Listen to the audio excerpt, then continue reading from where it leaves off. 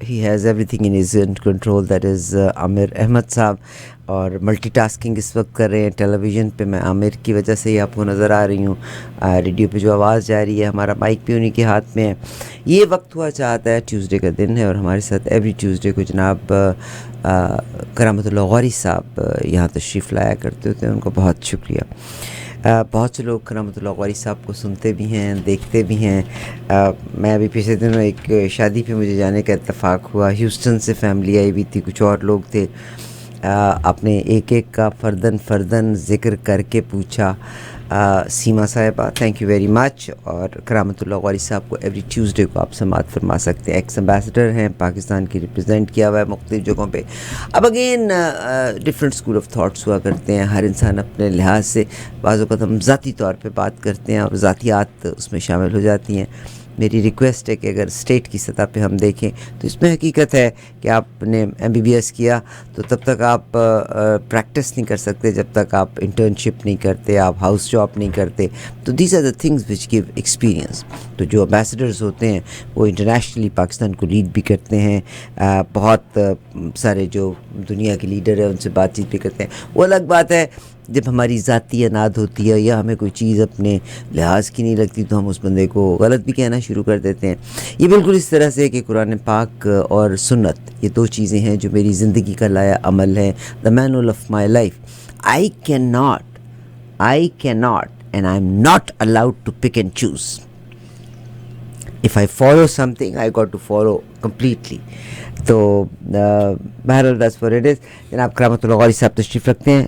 کرامت اللہ غوری صاحب بہت شکریہ for being with us. Thank you very much sir. یہ تو میرے لیے خوشی کا باعث ہوتا ہے بہت شکریہ کہ میں اس پروگرام میں آتا ہوں اور اس پروگرام کی وساطت سے میں ان ہزاروں لاکھوں افراد تک پہنچتا ہوں جو آپ کو سننا چاہتے ہیں, جو مجھے سننا چاہتے ہیں, جو میرے تبصروں کو پسند کرتے ہیں, جو اکثر مجھے فون کر کے کہتے ہیں کہ سر آپ جو کھل کے بات کرتے ہیں وہ ہمیں لگتا ہے کہ ہمارے دل کی آواز ہے. اور سر مجھے آپ کے لیے یہی کسی اور نے بھی کہا. میں ابھی ریسنٹلی میری ملاقات بھی ہوئی تھی. کرامت اللہ غوری صاحب آج پاکستان کے حوالے سے اگر میں ذکر کر رہی ہوں, پہلے بات تو میں یہ ذکر کرتی ہوں محرم کا مہینہ. یقیناً اگر میں ہوں تو ہم بعض چیزوں کو صرف پولیٹیکل سائڈ پہ چلے جائیں. Today is the first month of the Islamic calendar. تو ذرا محرم کے حوالے سے آپ کوئک تھوڑا سا بتا دیجیے. محرم ہمارے ہجری سال کا آغاز ہوتا ہے محرم سے, اور محرم عبارت ہے حسین سے اور کربلا سے. اس لیے کہ حسین نے اپنی جان کا نذرانہ دے کے وہ مثال قائم کی, حق کی سرفرازی کی, کہ جس کی مثال دنیا میں کہیں اور نہیں, جس کی نظیر دنیا میں کہیں اور نہیں ملتی. اور حسین نے یہ قربانی جو دی, یہ سلسلہ ہے قربانی کا جو شروع ہوا تھا جناب ابراہیم اور جناب اسماعیل سے. ابراہیم علیہ السلام سے کہا گیا کہ تم اپنے بیٹے کی قربانی دو, اور ابراہیم نے وہ خواب مسلسل 3 راتوں تک دیکھا. اس کے بعد وہ بیٹا جو منتوں مرادوں کا بیٹا تھا, جسے ابراہیم نے کبر سنی میں, ابراہیم کی عمر 90 برس کی ہو چکی تھی جب اللہ نے ان کو بشارت دی تھی کہ تمہارے ہاں بیٹا ہوگا, اس بیٹے کو قربان کرنے کا اللہ نے حکم دیا. اور دیکھو عارفہ, اس میں کہتا ہوں کہ اس میں ایک رمز ہے اور ایک حکمت ہے. ابراہیم نے اپنے بیٹے سے یہ نہیں کہا کہ مجھے خدا نے حکم دیا ہے تمہیں قربان کرنے کا. ابراہیم نے اسماعیل سے کہا کہ بیٹا میں نے یہ خواب دیکھا ہے تو تمہارا کیا خیال ہے. اس سے پتہ چلتا ہے کہ ہمارے ہاں اسلامی روایت میں آمریت نہیں ہے، جمہوریت ہے۔ باپ جو خلیل اللہ ہے، باپ جو نبی اللہ ہے، وہ اپنے بیٹے سے یہ نہیں کہتا کہ مجھے خدا نے حکم دیا ہے کہ میں تمہیں قربان کر دوں۔ وہ بیٹے سے کہتا ہے کہ میں نے یہ خواب دیکھا ہے، تمہارا کیا خیال ہے؟ اس نے کہا جو اللہ نے کہا وہ کرو۔ بیٹے کا جواب بھی سننے والا ہے۔ بیٹے نے کہا کہ آپ مجھے ثابت قدم پائیں گے، آپ مجھے ثابت قدم پائیں گے۔ تو وہ قربانی، اسماعیل کو ذبیح اللہ کیوں کہا جاتا ہے کہ بیٹے نے، جو خود بھی نبی تھا، اس نے بغیر کوئی سوال کیے ہوئے اپنی جان کو قربانی کے لیے پیش کر دیا۔ سبحان اللہ۔ اس قربانی کو تو اللہ نے بیٹے کی جگہ ایک دمبے سے بدل دیا، لیکن پھر کہا کہ ہم اس قربانی کو ذبح عظیم بنا دیتے ہیں۔ اس ذبح عظیم کس نے بنایا؟ وہ حسین نے بنایا۔ حسین نے کربلا میں 10 محرم کو عصر کے وقت اپنی جان کا نذرانہ پیش کر کے اس قربانی کو ذبح عظیم بنایا، جس کا سلسلہ ابراہیم اور اسماعیل سے چلا تھا۔ اسی لیے ہمارا ہم جو شاعر مشرق جن کو کہتے ہیں، حکیم الامت کہتے ہیں، علامہ اقبال، انہوں نے کیا خوبصورت ایک شعر میں یہ پوری تاریخ کو جذب کر دیا ہے، سمو دیا ہے۔ غریب و سادہ و رنگین ہے داستان حرم، نہایت اس کی حسین، ابتدا ہے اسماعیل۔ اور میں اکثر لوگوں سے پوچھتا ہوں کہ اقبال نے ٹھیک ہے قربانی عظیم کا ذکر کیا، لیکن یہ کیوں کہا کہ غریب و سادہ و رنگین؟ غریب بھی کہا، سادہ بھی کہا اور رنگین بھی کہا، تو رنگین کیوں کہا؟ خون سے بھری ہوئی داستان۔ بالکل، اس لیے کہ رنگینی اس داستان میں اس خون کی ہے جو حسین نے اپنی جان سے پیش اور اپنی خاندان اور اپنے پورے کنبے کی جانوں کا نذرانہ پیش کر کے دی۔ دنیا میں ایسی قربانی کی مثال نہیں ملتی کہ ایک باپ نے اپنے 18 برس کے شیر جوان بیٹے کو بھی قربان کر دیا اور اپنے 6 ماہ کے بیٹے کی قربانی بھی دے دی۔ بہت شکریہ، بہت شکریہ جناب کرامت اللہ غوری صاحب۔ یہ جو لکھنے والے لوگ ہوتے ہیں بہت خوبصورت لکھتے ہیں، بیان کرتے ہیں۔ اچھا پڑھنا ذہن کی غذا ہے، اچھی بات سننا بھی انسان کی شخصیت میں بہت امپورٹنٹ رول پلے کرتا ہے۔ جناب کرامت اللہ غوری صاحب جب بیٹھے ہیں تو آف کورس تھوڑی سی پاکستان کے لحاظ سے بھی ہم بات کر لیں تو بہت اچھی بات ہے۔ غوری صاحب آج سر یہ آپ کے نوٹس میں بھی آ گیا ہوگا، جناب حافظ نعیم صاحب نے بھی اس کو کہا ہے کہ انسان کی پرائیویسی میں اداروں کی مداخلت کی اجازت کہاں کا انصاف ہے، ویئر ایز آپ کے جو اٹارنی ہیں انہوں نے باقاعدہ بیٹھ کے اس کے بارے میں وضاحت کی کہ 1996 کا یہ قانون آرٹیکل 54 کے تحت جس میں اداروں کو، جس میں ISI اور FIA کا تذکرہ کیا گیا ہے کہ ان کو 2% لوگوں کا ڈیٹا فراہم کیا جائے گا، نمبرز ڈیٹیل فراہم کی جائے گی اور یہ ادارے کال انٹرسیپشن کر سکیں گے۔ تھوڑا اس کے بارے میں بتائیے گا۔ بلکہ یہ جو مضحکہ خیز بھی لگتی ہے لیکن المیہ کی بھی بات ہے کہ کہا یہ گیا ہے کہ 18 گریڈ سے اوپر کا ہر افسر انٹرسیپٹ کر سکتا ہے ان اداروں کا یعنی 18 گریڈ کا۔ تو پہلی بات تو یہ کہ جہاں تک پاکستان کا سوال ہے یہ کوئی نئی بات نہیں ہے۔ ہوا یہ ہے کہ اب وہ تمام حربے ناکام ہوتے نظر آ رہے ہیں، تمام حرکتیں ناکام ہو رہی ہیں، تو اب بلی تھیلے سے باہر آ گئی ہے. یہ کام تو ISI جو ہماری انٹیلیجنس کا ادارہ ہے وہ تو برسوں سے کرتی آ رہی ہے. لوگوں کی کالیں انٹرسیپٹ کرنا، ان کے فون ٹیپ کرنا، ان کی ویڈیوز بنانا، اور اس نے پاکستان کی سیاست میں ایک عجیب و غریب کلچر کو جنم دیا ہے. وہ اس حد تک جنم دیا ہے کہ وہ خاتون جو اپنی زبان سے یہ کہہ چکی ہیں کہ میرے پاس تو سینکڑوں ویڈیوز ایسی ہیں کہ جن کو دیکھنے سے شرم آتی ہے، وہ آج ملک کے سب سے بڑے صوبے کی وزیر اعلیٰ بنی ہوئی ہیں. المیہ ہے.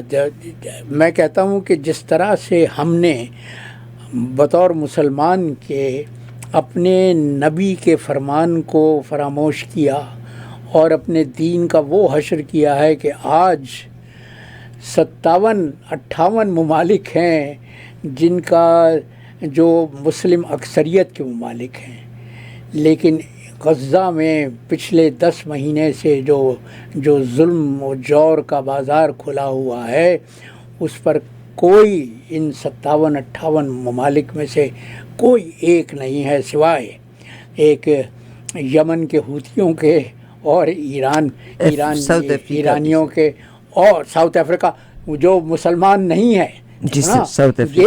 یہ بھی عالم اسلام کے منہ پر ایک بڑا تماچا ہے کہ کسی مسلمان ملک کو یہ توفیق نہیں ہوئی کہ وہ عالمی عدالت انصاف کا دروازہ کھٹکھٹائے اور کہے کہ یہ جو ظلم ہو رہا ہے اس کا نوٹس لیا جائے. وہ دروازہ کھٹکھٹانے والا کون ہے؟ جنوبی افریقہ جو اسلامی ملک نہیں ہے. تو عالم اسلام کا جو ہم نے حشر کیا ہے، اپنے نبی کے دین کا جو حشر کیا ہے، اپنے شہید کربلا کی قربانی کا جو حشر کیا ہے ہم مسلمانوں نے، وہی ہم پاکستانیوں نے اپنے بابائے قوم کا حشر کیا ہے. ان کے پاکستان کو پہلے تو 25 سال کے اندر 2 ٹکڑے کیا، 2 لخت کیا، اور اس کے بعد جو بچا کچھا پاکستان ہے اس کا بھی جو حشر کر رہے ہیں. ملک بنانا ریپبلک سے بھی بدتر ہو چکا ہے. یہ حرکتیں تو بنانا ریپبلک میں بھی نہیں ہوتی تھی کہ آج سرکاری حکام کو یہ اذن عام دیا جا رہا ہے کہ وہ جس کی چاہیں فون کالز انٹرسیپٹ کر سکتے ہیں. اور وزیر قانون پارلیمان میں کھڑے ہو کے کیا کہہ رہے ہیں؟ وہ کہہ رہے ہیں کہ ٹھیک ہے، اگر حد سے گزریں گے تو پھر وہ قانون کی گرفت میں آئیں گے. بابا تم کس کو بیوقوف بنا رہے ہو؟ اور یہ بھی فرما رہے ہیں عمران کی حکومت کا حوالہ دیتے ہوئے کہ جب عمران خان کے پاس اقتدار تھا تو اس نے اس کو کیوں نہیں ممنوع قرار دیا. میں یہ کہتا ہوں کہ وہ جو کہاوت ہے نا کہ 2 wrongs do not make 1 right، تو 2 غلط باتوں کو ایک دوسرے سے موازنہ کر کے یا ایک دوسرے سے یکجا کر کے اپنی غلط بات کو جواز نہیں دیا جا سکتا. اس کو What are these 2 wrongs؟ میں بھی یہ کہتی ہوں کہ دیکھیے صاحب، عمران خان صاحب کو جب ووٹ دیا تھا ہم چاہتے تھے وڈیرہ شاہی کا خاتمہ ہو، مگر جہانگیر ترین نے لوگوں کو خرید و فروخت کی منڈی قائم کی تھی. ہم چاہتے تھے بشرا صاحبہ سے انہوں نے شادی کر لی اور بزدار صاحب آ گئے.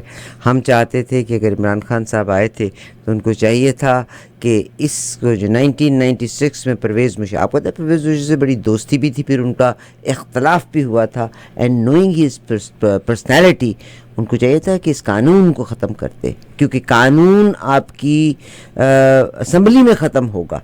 تو آج یہی تارڑ صاحب نے کہا. عمران نے بہت غلط کیا، مگر اس میں 2 wrongs doesn't make 1 right. اب یس ان کا یہ سوال بنتا ہی نہیں تھا، کیونکہ یہ جو اس وقت لوگ حکومت کریں ان کو تو تقریباً 30 سال کا عرصہ ملا اوپر تلے، کبھی ایک کی باری کبھی دوسرے. مگر عمران صاحب کو بھی بارش کا ایک قطرہ ملا تھا، وہ بھی چینج کر سکتے تھے. تو اس میں 2 wrongs 1 right کیا ہے؟ نہیں، بالکل دونوں غلط ہیں. तो दोनों गलत बातें, मुल्क के साथ जो ज्यादती मुल्क हुई, के साथ ज्यादती हुई और पाकिस्तान के अवाम के साथ जो ज्यादतियाँ हुई हैं और जो ज्यादतियाँ हो रही हैं। अब नया बजट जो आया है उसने जो आम आदमी पर, एक आम पाकिस्तानी पर नए टैक्सों का बोझ लादा है, तो पहले ही उसकी कमर तो दोहरी हो रही थी। अब मज़ीद बोझ डालने से तो कमर टूट ही सकती है, वो सीधी तो नहीं हो सकती। तो बुरा हाल है, मुल्क की मईशत का बुरा हाल है।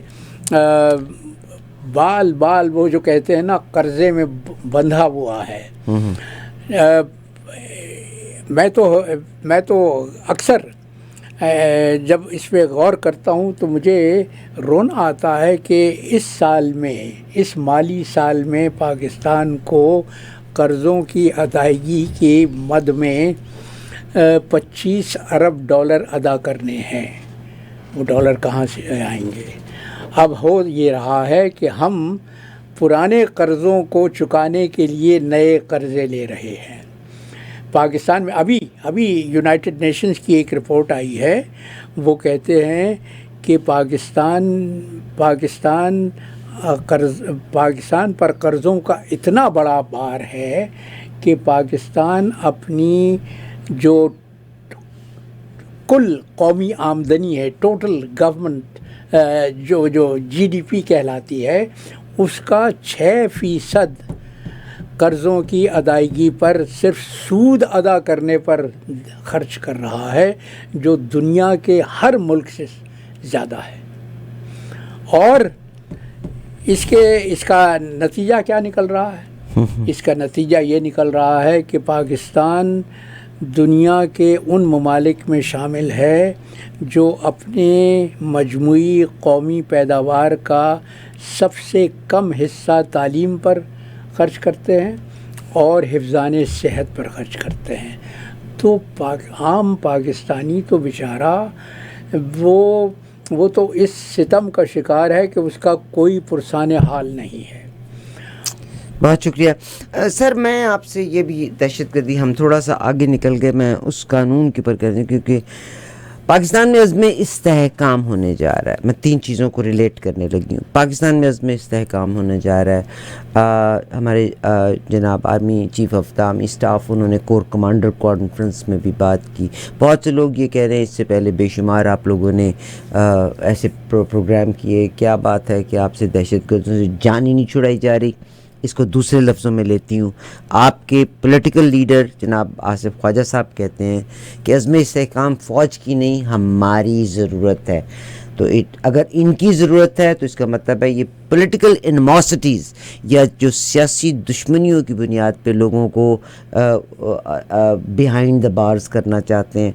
और अभी मैं उमर अयूब साहब जो हैं उनको भी अरेस्ट करने के वारंट जारी हो गए। मैं आखिरी बात इसको कर रही हूँ कि ख्वाजा आसिफ साहब ने इस तरफ से दिया। आज अमेरिका ने, अमरीकी जो दफ्तर ख़ारजा है उसके तर्जुमान कहते हैं कि पाकिस्तान ने दहशत गर्दों के हाथों बहुत नुकसान उठाया। कल तक ये इंडिया को कह रहे थे कि हाँ भाई पाकिस्तान दहशत गर्दी फैला रहा है, तोड़ो इसके हाथ। आज उन्होंने कहा है कि पाकिस्तान ने दहशत गर्दों के हाथों बहुत नुकसान उठाया। इलाकाई सलामती से मुतल्लिक हमारे मुश्तरका मफादात हैं, अमेरिका के मफादात हैं, और अमेरिका को झंडी गिरा दिया इंडिया ने। India is a very smart country, there politicians are working for their country. Narendra Modi पहुँचे हुए हैं मॉस्को। अच्छा, अब उनको झंडी गिराई तो इन्होंने उनको वो, क्योंकि वो मॉस्को गए हुए हैं, इन्होंने आज पाकिस्तान में अज़्म इस्तेहकाम हो रहा है, इसको ओन कर रहे हैं आपके पॉलिटिशियंस। अमेरिका ने आज ये कह दिया कि हम इसके साथ खड़े हैं, तो क्या होगा? अमेरिका ने जो ये कहा है आरिफा, वो अफ़गानिस्तान के हवाले से कहा, हिंदुस्तान के हवाले से नहीं कहा। वो सिर्फ उनको ये परेशानी, अमेरिका बेबस है इंडिया के सामने। देखिए, इंडिया और किसी को अपनी जगह से, अमेरिका और किसी को अपनी जगह से हिलने नहीं दे रहा, मगर पाकिस्तान को अटेंशन डाइवर्ट नहीं होने दे रहे कि पाकिस्तान सिर्फ इनको देखे। इंडिया रशिया से भरपूर फ़ायदा ले रहा है। हिंदुस्तान इसलिए भरपूर फ़ायदा ले रहा है کہ وہ امریکہ کا محتاج نہیں ہے. وہ امریکہ کے سامنے کاسۂ گدائی لے کر نہیں جاتا. وہ IMF کا محتاج نہیں ہے, وہ ورلڈ بینک کا محتاج نہیں ہے. ہندوستان کے زر مبادلہ کے ذخائر تم جانتی ہو کتنے ہیں؟ $700 بلین. ہندوستان دنیا کی تیسری بڑی معاشی قوت بننے جا رہا ہے امریکہ اور چین کے بعد. دنیا بھر کے سرمایہ دار جو انٹرنیشنل گلوبل کارپوریشنز ہیں وہ ہندوستان میں سرمایہ کاری کر رہی ہیں. تو ہندوستان اور پاکستان کا موازنہ کرنا اب ترک کر دو. اس لیے کہ ہم تو ہندوستان سے قرنوں پیچھے رہ گئے ہیں اور ہم صرف اپنی نادانیوں اپنی حرکتوں کی وجہ سے ہوئی ہیں, اپنی ناکام پالیسیوں کی وجہ سے ہوئی. تم عزم استحکام کی بات کر رہی ہو. 2001 سے جب پرویز مشرف کی حکومت تھی آج تک عزم استحکام جیسے 22 آپریشنز ہو چکے ہیں. یہ 23واں آپریشن ہے. 23 برس میں آپ نے 23 آپریشنز کیے ہیں. ہر آپریشن کے بعد یہ دعویٰ کیا گیا کہ ہم نے ملک کو دہشت گردوں سے پاک کر دیا ہے. اگر آپ نے پاک کیا ہوتا تو یہ پھر دہشت گردی کیسے پھر سر اٹھا سکتی تھی؟ آپ نے تو یہ طالبان کو افغانستان میں اقتدار سنبھالے ہوئے بھی 4 برس ہونے کو آ رہے ہیں.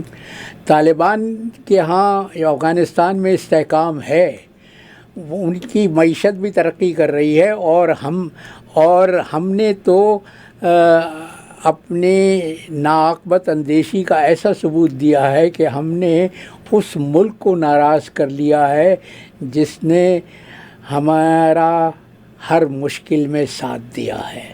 دیکھو نا, چین نے آج تک پاکستان کے جو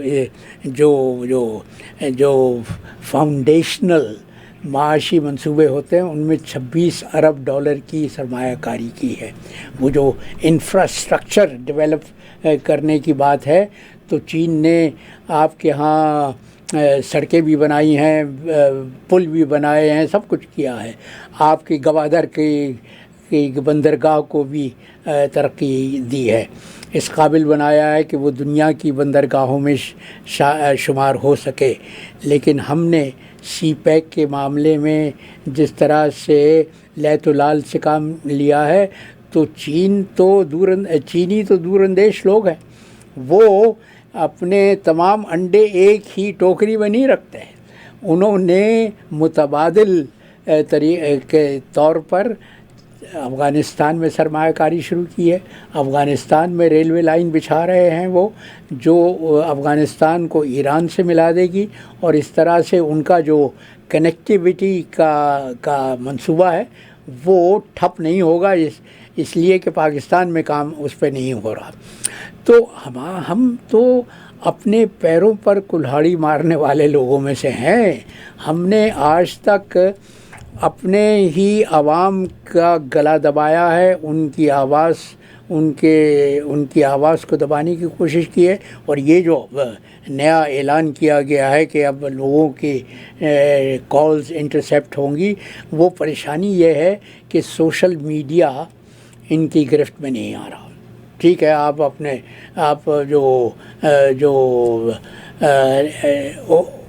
جو اسٹیبلشڈ نیوز میڈیا ہے اس کو تو آپ نے اس کا تو گلا گھونٹ دیا, اس کو تو قابو میں کر لیا, لیکن سوشل میڈیا ان کے قابو میں نہیں آ رہا ہے. تو اب اس ذریعے سے وہ سوشل میڈیا پر بھی وہی قانون تو وہی ہوگا نا کہ جیسے 1996 سے جب طلاق ہوا تھا اور یہ پرویز مشرف صاحب کے دور میں لوگوں کو اغوا کر لیا جاتا تھا, 9 سال تک ان پہ کیس اندر ہی رکھتے تھے, ان کے لواحقین کو پتہ نہیں ہوگا. یہ اٹ اسٹارٹڈ فرام بلوچستان, کیونکہ ان کی رفٹ شروع ہوئی تھی اکبر بگٹی سے. تو اس کا مطلب ہے کہ اب یہ مہم پورے پاکستان میں چلے گی. ہاں, پاکستان میں چلے گی. اور پاکستان تو مکمل فیشسٹ اسٹیٹ بن چکا ہے. چانس کہ کوئی ہم اس بدقسمتی سے باہر نکل سکیں؟ نہیں, اس لیے کہ ہمارے وہ جو طاقتور حلقے ہیں جو جی ایچ کیو میں دربار لگایا جاتا ہے، ان کو کوئی فکر نہیں ہے کہ پاکستان کی معیشت ڈوب رہی ہے۔ دنیا بھر کے ادارے کہہ رہے ہیں کہ پاکستان کی معیشت ایک ایسے کھٹ کے کنارے پہنچ گئی ہے جہاں کسی وقت بھی وہ گر سکتی ہے، معیشت غرقاب ہو رہی ہے، سیاست کا برا حال ہے، لیکن ہمارے جو جرنیل ہیں ان کو صرف ایک فکر ہے کہ عمران خان کو کسی طرح جیل سے باہر نہ آنے دیا جائے۔ آج وہ تم نے پڑھ لیا ہوگا، وہ جو عمران نے 9 مئی کے حوالے سے قبل از گرفتاری کرنے کے لیے پٹیشن دائر کی تھی، آج اس کو خارج کر دیا گیا ہے، اور 3 دن پہلے وہ عدالت نے فیصلہ محفوظ کر لیا تھا۔ ایک تو میں حیران پریشان ہوتا ہوں، میں دنیا کے اتنے ملکوں میں رہا ہوں، اتنے دنیا بھر میں پھرا ہوں، میں نے تو کہیں نہیں دیکھا کہ ملک عدالتیں اپنا فیصلہ محفوظ کر لیتی ہیں۔ فیصلہ محفوظ یوں کیا جاتا ہے کہ وہ حکم کا انتظار کرتی ہیں عدالتیں کہ دربار عالی سے کیا حکم، کیا فرمان جاری ہوتا ہے۔ سر آپ کا تجربہ بہت ہے، میرے دماغ میں آپ کی اس پوری گفتگو سے 2-3 سوال آئے اور آئی ول گیو یو ٹائم۔ پہلی بات تو یہ کہا کہ فوج کو آپ نے مینشن کرتے ہوئے کہا کہ وہ عمران خان کو نہیں نکالنا چاہتے۔ میں یہ کہتی ہوں کہ فوج کے چند جرنلز اس وقت کے پولیٹیشنز کو فیسیلیٹیٹ کر رہے ہیں، اور اگر عمران خان صاحب کو نہیں نکلنا دینا چاہ رہے تو یہ اس وقت کے آپ کے پولیٹیشنز ہیں جو ان کو اپنے کندھوں پہ 3-4 یا جو بھی ان کی کیبنٹ ہے جنرل عاصم منیر کی، ان کو اپنے کندھوں پہ چڑھا کے باؤنٹیز دے کے تو اس کے نتیجے میں کچھ دے کے یہ کام کروا رہے ہیں۔ میرا یہاں سوال ایک اور بھی آیا، زرداری صاحب نے ایک قانون بنایا، ایک مل کے ایک حکمت عملی طے کی تھی جس میں یہ کہا تھا کہ ہم فوج کو مداخلت نہیں کرنے دیں گے، مگر وہ ایک پیکٹ بھی ہو گیا تھا بٹوین پولیٹیشنز، مگر آج وہی جن لوگوں نے وہ پیکٹ کیا تھا اور یہ وعدہ کیا تھا کہ ہم فوج کو اپنے کندھوں پہ نہیں بٹھائیں گے، انہوں نے ہی بٹھا کے، مطلب دیکھیے جی وہ تو پیچھے سے توپ رکھ کے وہی یہ مگر اصل قصوروار تو آپ کا پولیٹیشین ہے۔ قطع کلامی ہو رہی ہے تمہاری، یہ وہی لوگ ہیں جنہوں نے نعرہ لگایا تھا کہ جمہوریت سب سے بڑا انتقام ہے۔ یہ وہ مرحومہ بے نظیر بھٹو کا، مگر ان کے دیکھیے سب سے بہتر ٹیبل ٹاک میں آپ ان کے شوہر ہیں، زرداری صاحب ہیں، اور مجھے زرداری صاحب کا اس قانون کا ایک خاص سا نام بھی ہے کہ ہم آرمی کو انوالو نہیں ہونے دیں گے، کیونکہ آئے دن حکومتیں گرا دیتے ہیں، کسی حکومت کو اپنا دورانیہ پورا نہیں کرنے دیتے، تو یہ زرداری صاحب نے بھائی انوالو نہ ہونے دینے کا دعویٰ کرنا، ابھی انہی کو سر پہ لے کے دیکھو نا انوالو یہ بالکل اسی طرح ہے کہ تم یہ اپنے گھر کا دروازہ بند کر کے کہو کہ ہم اب کسی کو گھر میں داخل نہیں ہونے دیں گے، لیکن وہ جو گھر میں پہلے سے بیٹھے ہوئے ہیں ان کو تو مداخلت کا سوال پیدا نہیں ہوتا ان کے لیے، اس لیے کہ وہ تو دخیل ہیں، وہ تو آج سے نہیں 70 برس سے دخیل ہیں، اور یہ جو موجودہ حکمران فیسیلیٹیٹرز تو پولیٹیشین ہی ہے نا بھائی، دونوں ایک دوسرے کے فیسیلیٹیٹرز ہیں۔ وہ من تیرا حاجی بگویم تو میرا، مگر اس میں آپ اپنے دیکھیے الٹیمیٹلی قانون آپ کا ووٹر لے کے آئے گا، مطلب تبدیلی آپ کا ووٹر لے کے آئے گا، ووٹر تو تبدیلی لے کے آیا تھا۔ نہیں وہاں پہ آپ ان لوگوں کو ایجوکیٹ کریں جو انہی لوگوں کو لے کے آتے ہیں جو ان فوجیوں کو اپنے کندھوں پہ رکھتے ہیں، تو politicians they have to. Arifa یہ بات 8 فروری سے پہلے صادق ہوتی تھی۔ 8 فروری کو پاکستان کے عوام نے، پاکستان کے جمہور نے، پاکستان کے ووٹر نے با آواز بلند یہ کہا تھا، یہ فیصلہ دیا تھا، یہ فیصلہ سنایا تھا کہ کہ ہم عمران خان کے ساتھ ہیں، ہم تحریک انصاف کو اپنی قیادت کے لیے منتخب کرتے ہیں۔ 8 فروری کے عوامی منشور پر جس طرح سے ڈاکہ ڈالا گیا، جس طرح سے ان نتائج کو تبدیل کیا گیا، اور جس کے نتیجے میں ان لوگوں کو مسند اقتدار پر بٹھا دیا گیا جن کو عوام رد کر چکے تھے، جن کی نفی کر چکے تھے، تو یہ تو وہ ایک ستائش باہمی کا ایک کلب بنا ہوا ہے کہ وہ جو جن کو عوام رد کر چکے ہیں وہ سیاستداں فوج کو پیارے ہیں، اور وہ ایک دوسرے کو پسند کرتے ہیں، اس لیے کہ دونوں ایک دوسرے کے شریک جرم ہیں اور دونوں کی ترجیحات بھی ایک ہیں۔ کرامت اللہ غوری صاحب کا آپ نے تجزیہ سنا اور آپ کی ویژن ہے، اس میں کوئی شک نہیں۔ کرامت اللہ غوری صاحب آج کا قطعہ بیان کیجیے۔ ہاں، آج کا قطعہ تو ظاہر ہے کہ کربلا کے اور حسین کے تناظر میں ہی ہے، اور میں کہتا ہوں کہ وہ پاکستان میں بھی ایک کربلا جو کھلی ہوئی ہے وہ اپنی جگہ ہے۔ تو میں نے یہ 4 مصرے کہے ہیں کہ حسین حق ہے اور حق ہے حسین سے باہم، حسین حق ہے اور حق ہے حسین سے باہم، اسی سے دین محمد کا ہے بھرم قائم، اسی سے دین محمد کا ہے بھرم قائم، حسینی عزم نے باطل کیا یوں زوم یزید، حسینی عزم نے باطل کیا یوں زوم یزید، کہ سرفرازی حق مبین ہے دائم، کہ سرفرازی حق مبین ہے دائم، کہ سرفرازی حق کے مبین ہے دائم۔ جناب کرامت اللہ غوری صاحب سے ہم نے آپ کی بات کہی، سر ایوری ٹیوزڈے کو تشریف لاتے ہیں اور انشاءاللہ آپ سے رابطہ اسی طرح رہے گا۔ بہت شکریہ سر، تھینک یو ویری مچ۔ ہو کے بلا لو مجھے چاہے جس دم۔ میں